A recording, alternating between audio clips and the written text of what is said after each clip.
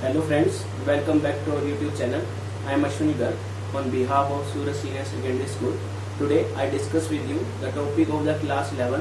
The subject is business study and the topic of our class is joint sector.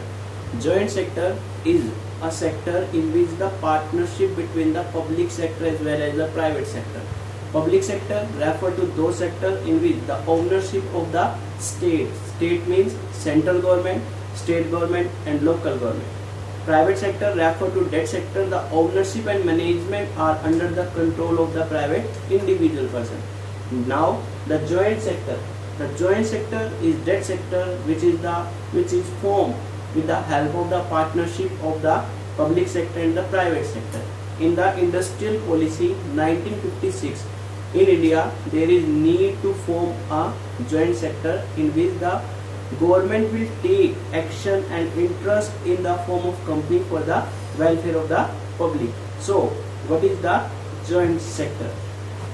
It refers to the sector of business under which both the public sector and private sector enterprises are the partners. Joint sector क्या है? एक ऐसा sector जिसमें आपकी public sector भी और private sector भी दोनों ही क्या होंगे? पार्टनर्स होंगे. According to the direction of the central government, जो आपकी सेंट्रल गवर्नमेंट है उसने डायरेक्शन दी है. Paid up capital in these company should be divided as follow. जो आपकी पेड अप कैपिटल है इसके अंदर वो पेड अप कैपिटल जो है वो कैसे होगी? गवर्नमेंट की जो है वो मिनिमम 26%, चाहे ये सेंट्रल गवर्नमेंट की हो चाहे स्टेट गवर्नमेंट की हो, ओनरशिप जो है वो कितनी रहेगी? 26%. प्राइवेट एंटरप्राइज है उसकी जो ओनरशिप रहेगी वो कितनी रहेगी? मिनिमम 25%.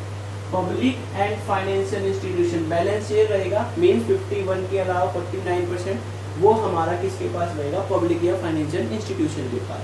तो ऐसे ही इंडिया के अंदर जॉइंट सेक्टर का जो आप एग्जांपल ले सकते हो वो है आपका Madras fertiliser limited. Madras fertiliser limited है या गुजरात आपकी फर्टिलाइजर लिमिटेड है जो गुजरात में है.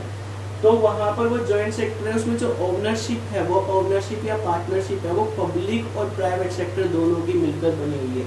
तो जॉइंट सेक्टर पब्लिक सेक्टर और प्राइवेट सेक्टर दोनों की पार्टनरशिप से क्रिएट होता है. It refer to the sector of business under which both the public sector and the private sector enterprise are the partner, जिसमें पब्लिक सेक्टर भी और private sector भी क्या हो? पार्टनर्स हो. Now the comparison between the various form of the public enterprise. आपकी जो various form है पब्लिक एंटरप्राइज की उसके बीच में कंपैरिजन बता रहे हैं. Comparison among the various forms of public enterprise. I already discussed about the various form. Departmental undertaking,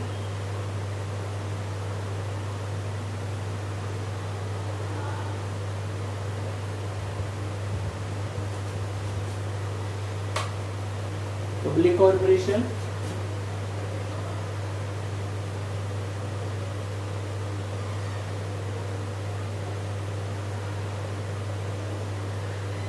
and government company. Comparison के फॉर्म में आपके जो बेसिस बनते हैं सबसे पहले है फॉर्मेशन, सेकंड वन आपका है ओनरशिप, उसके बाद है मैनेजमेंट, उसके बाद है फाइनेंसिंग. ये आपकी अलग अलग वेरियस फॉर्म है पब्लिक एंटरप्राइज की. डिपार्टमेंटल अंडरटेकिंग, पब्लिक कॉर्पोरेशन और government company. On the basis of formation, departmental undertaking की जो फॉर्म होती है वो गवर्नमेंट के बेस पर की जाती है. अलग अलग आपकी जो मिनिस्ट्री कंसर्न है वो मिनिस्ट्री कंसर्न जो है वो आपकी इसको क्रिएट करेंगी, कंट्रोल करेगी. पब्लिक कॉर्पोरेशन है, it refer to that public enterprise which is created by the special act of the parliament और स्टेट लेजिस्लेचर. जो भी आपकी स्पेशल एक्ट है पार्लियामेंट के थ्रू है उसके अकॉर्डिंग या आपका जो भी स्टेट लेजिस्लेचर है उसके अकॉर्डिंग. ये जो गवर्नमेंट कंपनी है इस गवर्नमेंट कंपनी में आपकी जो कंपनीज एक्ट है 2013, पहले 1956 था बट अब कंपनीज एक्ट 2013 के अकॉर्डिंग आपकी इसकी फॉर्मेशन हुई। सेकेंड है आपका ओनरशिप। डिपार्टमेंटल अंडरटेकिंग पे अगर ओनरशिप की बात की जाए तो इस पे ओनरशिप किसकी होती है, कंप्लीटली गवर्नमेंट की होगी, सेंट्रल की, स्टेट गवर्नमेंट की, मीन्स डिपार्टमेंट की, मिनिस्ट्री कंसर्न की कह सकते हो। और पब्लिक कॉर्पोरेशन में भी किसकी होगी ओनरशिप आपकी, गवर्नमेंट की, फुल ओनरशिप। लेकिन जो गवर्नमेंट एंटरप्राइज है इसमें जो ओनरशिप होती है वो 51% पेड अप कैपिटल जो है वो गवर्नमेंट के नाम से है, तो इसमें जो ओनरशिप रहेगी वो 51% रहेगी। मैनेजमेंट, इसके अंदर डिपार्टमेंटल अंडरटेकिंग के अंदर जो मिनिस्ट्री कंसर्न है वो इसमें मैनेजमेंट का काम करती है। जैसे इंडियन रेलवे है, मिनिस्ट्री ऑफ रेलवे उसको कंट्रोल करेगी। पब्लिक कॉर्पोरेशन में आपके बोर्ड ऑफ डायरेक्टर्स हैं, वो इसको करते हैं। इसके साथ साथ यहाँ पर जो बोर्ड ऑफ डायरेक्टर है वो सिर्फ गवर्नमेंट के होंगे, लेकिन गवर्नमेंट कंपनी के अंदर जो बोर्ड ऑफ डायरेक्टर है वो आपके प्राइवेट भी हो सकते हैं। तो इसमें मैनेजमेंट का काम जो है वो बोर्ड ऑफ डायरेक्टर करते हैं। डिपार्टमेंटल अंडरटेकिंग में मिनिस्ट्री कंसर्न, पब्लिक कॉर्पोरेशन में बोर्ड ऑफ डायरेक्टर्स, मेनली सिर्फ गवर्नमेंट डिपार्टमेंट गवर्नमेंट ही अपॉइंट करेगी। लेकिन गवर्नमेंट कंपनी के अंदर आपके बोर्ड ऑफ डायरेक्टर गवर्नमेंट के थ्रू भी हो सकते हैं और प्राइवेट इंडिविजुअल पर्सन भी जो है वो मैनेजमेंट का काम कर सकते हैं। इसके बाद है फाइनेंसिंग। अगर डिपार्टमेंटल अंडरटेकिंग में फाइनेंसिंग की बात की जाए तो सारा फंड जो है वो किसके थ्रू आएगा, गवर्नमेंट के थ्रू, चाहे वो सेंट्रल गवर्नमेंट थी चाहे वो स्टेट गवर्नमेंट। पब्लिक कॉर्पोरेशन में फंड गवर्नमेंट के थ्रू भी आता है, लेकिन इसमें किसी भी टाइप का कोई बैन नहीं है। अगर आप पब्लिक से पैसा लेना चाहो लोन की फॉर्म में ले सकते हो, लेकिन यहाँ पर बैन है किस पर, अगर आप पब्लिक से पैसा लेना चाहो तो जनरल पब्लिक से डिपार्टमेंटल अंडरटेकिंग में मनी नहीं ले सकते as a loan.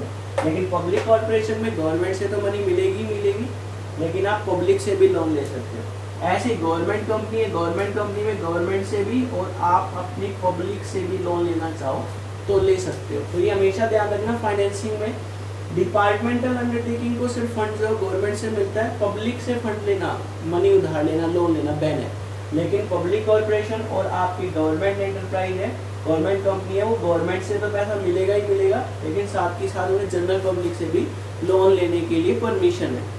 So today I discuss with you the joint sector. Joint sector refer to the sector which is created with the partnership of the public sector as well as the private sector, and also the explanation of the comparison among the various form of the public enterprise, departmental undertaking, public corporation and government company. I hope it's clear to you. Thanks. Have a nice day.